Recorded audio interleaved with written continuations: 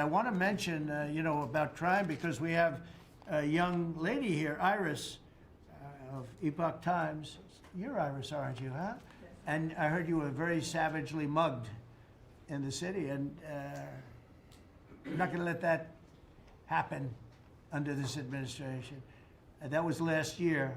And would you like to mention what happened? Of course. So first of all, thank you, Mr. Do you President, want to listen to this? for having me here to share my story to the room and to the broader public. My name is Iris Tao. I'm a White House correspondent for NTD, the sister media of the Epoch Times.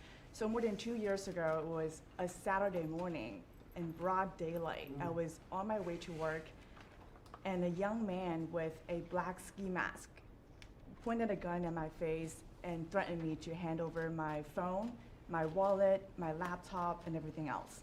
And when I refused, he used the butt of his handgun to strike me across the face, in the cheek, or what some people call pistol whip me, before running away. And that has deeply traumatized myself and my family. Ever since, I've never dared to walk in the street of DC at night, ever. And my family was extremely worried. So, Mr. President, thank you so much for what you're doing right now, because such incidents involved not just me, but also my family. If he had shot me, I could have died right there in the middle of nowhere without my families or my friends knowing at the age of back then, I think 23. Right.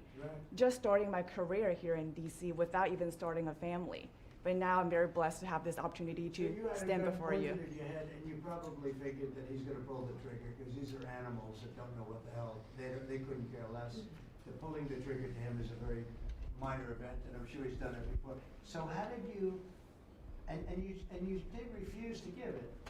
Correct. Probably, maybe somebody would say that was not the right decision, right? Right, my You friends refused, did call I me understand crazy that. afterwards. And then he hit you real hard. Yes. It's really amazing that you weren't shot. I'm very blessed, and that's why having this opportunity to stand here to share my story today, one, I'm very grateful for God for allowing me to still survive to this day, but also to Mr. President. Thank you for now making DC safer for us, for our families, for my parents, on my behalf of my parents, and now my baby on the way. Thank you so much.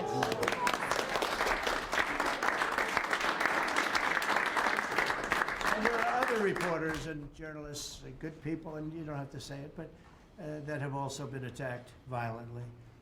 And not violently, too, but pretty badly. But, and I bet you see a big difference in the streets right now. And this is only 12 days, but people are telling me they're going out to dinner now. They haven't, I told the story of my friend, but I have a lot of friends that are going out to dinner all the time now in DC, and they weren't doing it 12 days ago.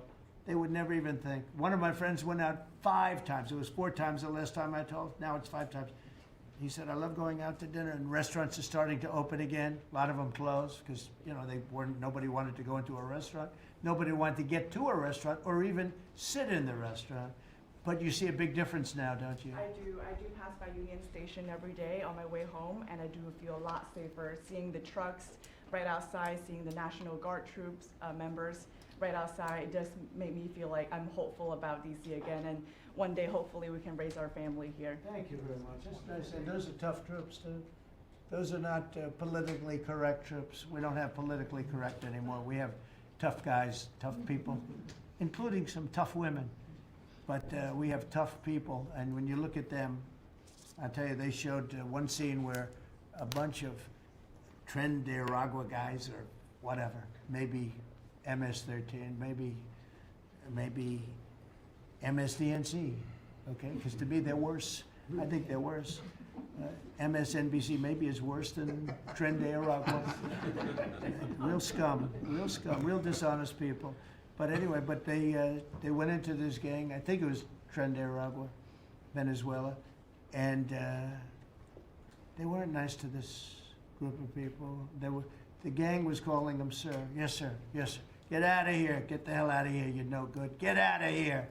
And yes, sir. Yes, sir. Yes. These are people that beat up people all day long, and they're calling these soldiers. That's what they are. They're real soldiers. There's no games. I said, you don't have to be politically correct. And you know the way they used to spit in the face of the soldiers, with the soldiers standing like this? And you'd have some guy or some woman sometimes screaming at them from 1 inch away. They're standing there and they're told you cannot do anything. And they start spitting, actually spitting in their face. And I said, you spit, we hit. And they're totally authorized to do that, all of those things. But your story is great, and there are other stories here, but they don't have to tell them. But some people are ashamed to tell them. They don't want to tell them. But it was like a jungle, and it's not a jungle anymore. And it's going to get so good that this will be the safest capital there is. It'll be one of the safest places in our nation, anywhere. And right now, it's one of the most unsafe places, but not now. 12 days ago, it was the most unsafe place in our nation.